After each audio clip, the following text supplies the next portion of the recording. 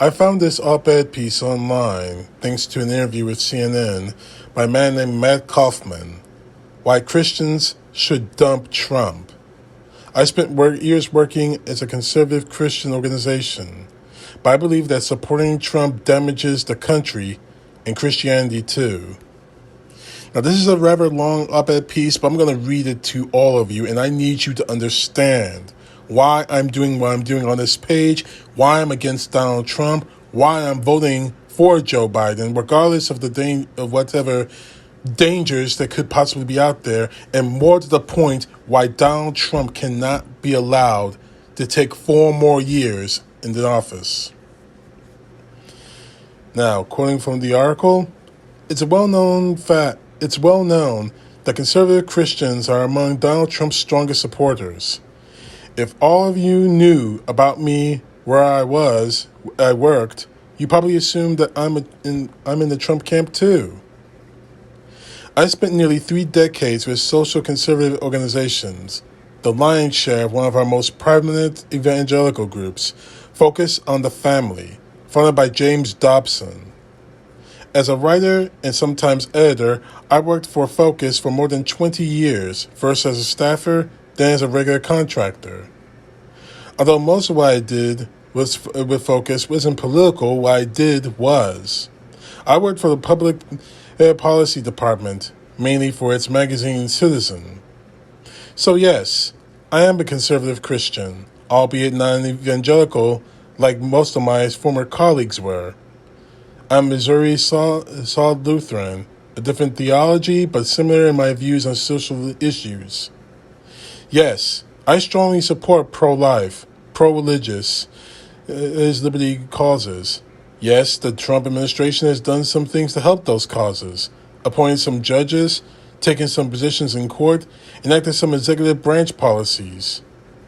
But no, I do not support Donald Trump. Never have, never will. The price is far, far too high. The reasons why? Well, where to start? More than that, where to stop? Because with Trump, it never stops. The torrential lying and gaslighting, the pathological narcissism, the pettiness, the bullying, the cruelty, the trigger tantrums and schoolyard name-calling, the corruption, the abuse of power for public interests, the assaults on institutions and standards across government and culture, the administration of emoluments and dictators, the denigration of public servants and statesmen and heroes, the elevation of cranks, crooks, and clowns, the bizarre rants and conspiracy mongering, the shameless appeal to the ugliness instincts, the blatant racism, the stagnating ineptitude, the sheer stupidity. Oh, okay, you get the point. Any of Trump's vices by itself could be disqualifying for office. Trump has all of them, and on steroids. There's just no universe where I can imagine getting behind someone like that. I got more company than you might think. I know a fair number of Christians, many of whom I've worked with, who are appalled by Trump. I find them without really searching. Usually we discover another in casual conversation. Something Trump said or did will come up, and one of us can contain this dismay or disgust, even if it's just a slight or a groan. The other picks up on it, and soon we're bonding, each of us thankful to find another kindred spirit. One reason numbers remains of somewhat hidden. Our reason our numbers remain somewhat hidden is that some of us have chosen to stay low profile. Another reason is that we don't have the high visibility media platforms like those of the major Christian organizations. Even those of us who work for such groups, in my experience, more common at the middle and rank and file levels than at the top. We're not the ones who choose the content of the broadcast, magazines, and websites. We're here. We just can't get a good idea of how much of us there are. However many there are, though it's safe to say that we're a minority in my circles. I certainly know more Trump supporters than opponents. I have many conversations with them, or maybe I should say I've had the same conversations with many of them. Okay, I exaggerate. Not every Trump supporter is at the same level of enthusiasm for him. Some are rah, rah, rah. Others are more reluctant. The lad will concede to some faults in him, even express exacerbations with him. I wish he could just say something right, one friend said recently. But sooner or later, when I press my case against Trump, I always get the same answer. But the Democrats. That's the eternal bottom line. No matter what this president does, no matter how indefensible, the greatest dangers they see always come from the left. How can I fail to back Trump? They wonder, with those threats looming. The closer November 3rd comes, the more urgently some of them want to know. Well, I see the dangers on the left too, just not only on the left. We can't afford ideological tunnel vision. There are dangers on the right, like white identity politics that's heavy on grievance, resentment, and fear. And there are dangers that don't fit our standard left-right spectrum. If a president is, say, an utterly amoral, unstable, incompetent, insecure egomaniac, then he's got to go. Likewise, if he acts like an autocrat or a thug or a criminal, or if he's beholden to hostile foreign powers, or if he tramples the constitutional boundaries of his office, undermines basic norms and institutions, shreds the social fabric, poisons the civil discourse, promotes tribalism, and sets Americans at each other's throats. He's got to go. This is not to minimize my differences with Democrats. They are serious and often deep. It's a measure of Trump's all-around awfulness that overrides those differences for me, and does so overwhelmingly. I found that, but the Democrats' argument don't make me feel the slightest tug in Trump's direction. If anything, they make me feel the reverse. The prospect of Democrats in power does make me feel a more urgent need for an alternative, but one that's everything Donald Trump is not. Decent, honorable, uplifting, emboldening. Think of the scripture, Philippians 4:8. Finally, brothers, whoever is true, whatsoever is honorable, whatsoever is just, whatever is pure, whatever is lovely, whatever is commendable, if there is any excellence, if there is anything worthy of praise, think of these things. It makes me feel a more urgent need to reject Trump and Trumpism emphatically and publicly. In part, this is a simple matter of moral integrity. We've seen a lot of Christians making a lot of excuses for Trump over the past few years. We've seen them twist themselves into knots to avoid facing who he clearly is. We've seen them jettison one long proclaimed standard after another to let him off the hook. We've seen them resort to denial and downplaying and deflection.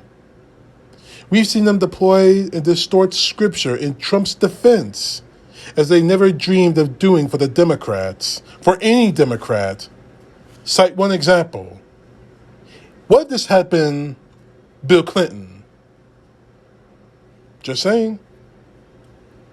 This is just sad. Christians who spent decades decrying Americans toward moral relativism are now the last people who should go down this particular road. We know better.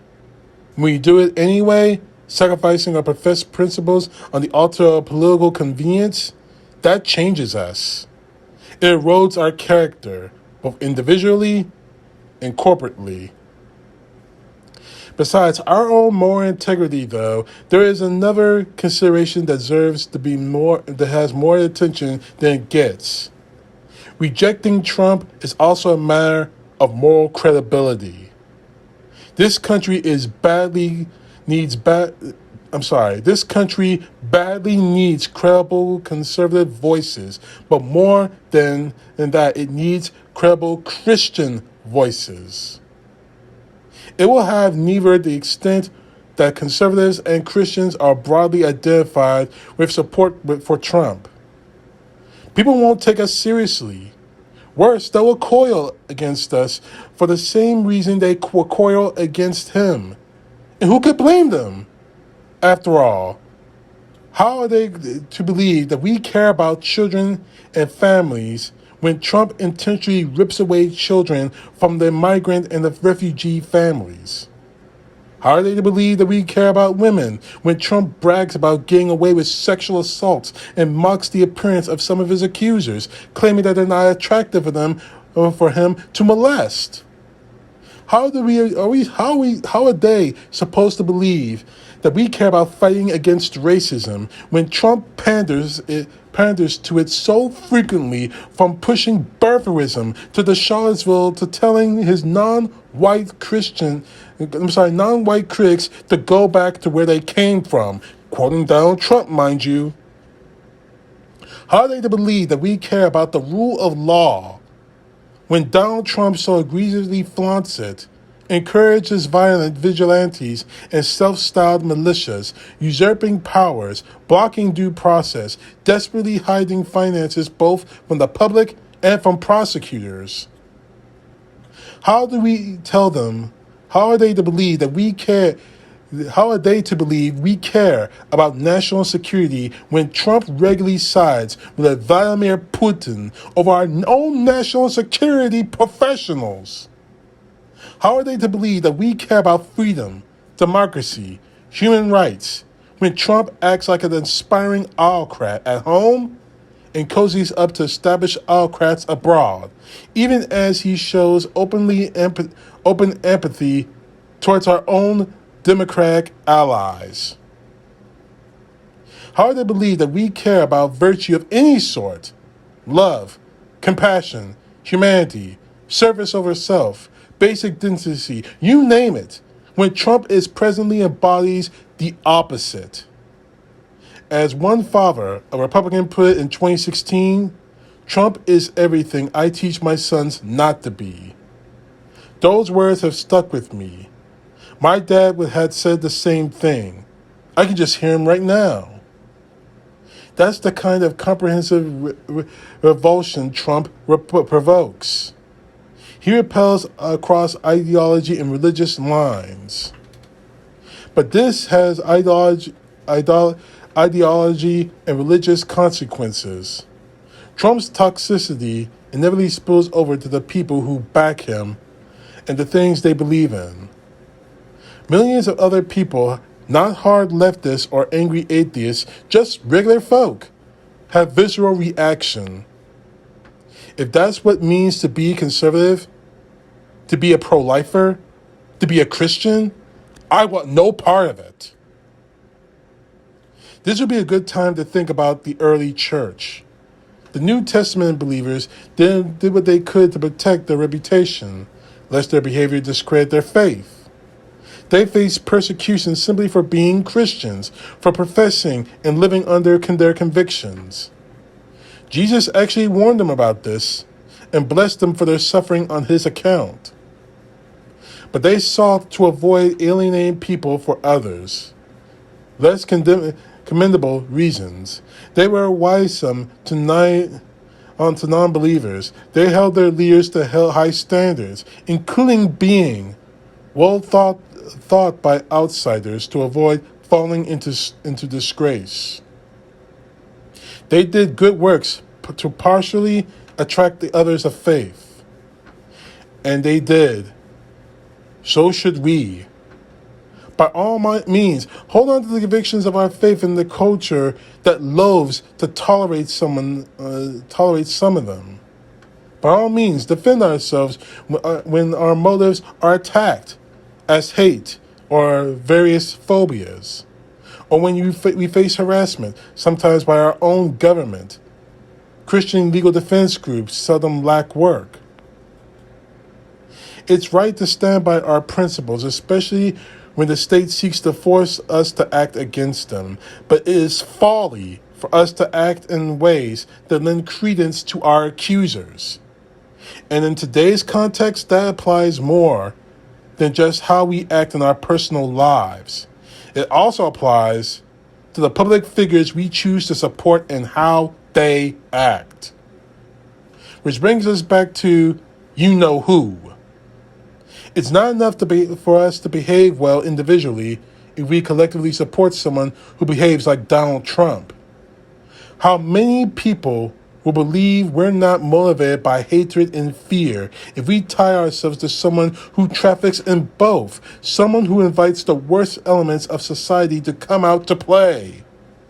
How many will believe we are motivated by our conscience if we rally behind someone who is devoid of a conscience? What kind of Christian witness is that to the world?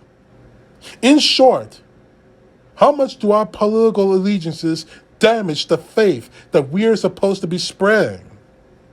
In the end, this might be the most compelling reason for Christians to reject Donald Trump. There is no shortage of others. Yes, he is bad for our society in so many ways. Yes, he's bad for the very causes that some of us reason to support him. Above all, although he is bad for the cause of Christ himself in ways more destructive than any army avowed enemy could ever be. From a Christian perspective, nothing should matter more than that.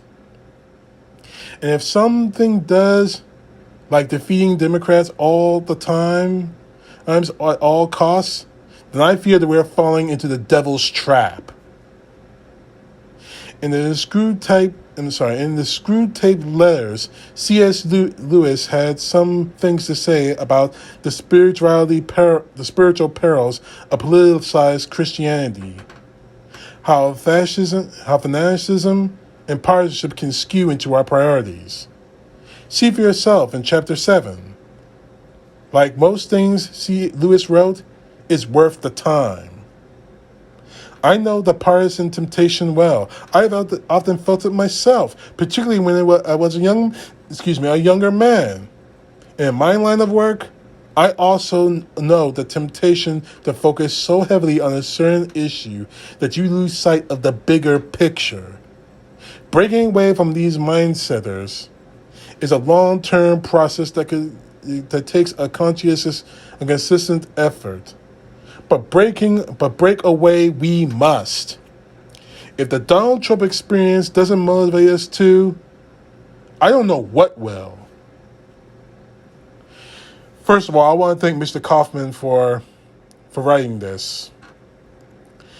Now, I'm going to say this about myself. I'm a saved Christian.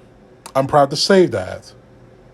But honestly, looking at what Donald Trump has done to my faith, looking at what he has done to Christianity itself, to religion itself, I'm lost count of how many people Christians, people who claim to be Christians. I've lost count of how many people are saying they're voting for Donald Trump because they're Christian. Why are you Christian? I'm challenging everyone out there listening to this video, watching this video.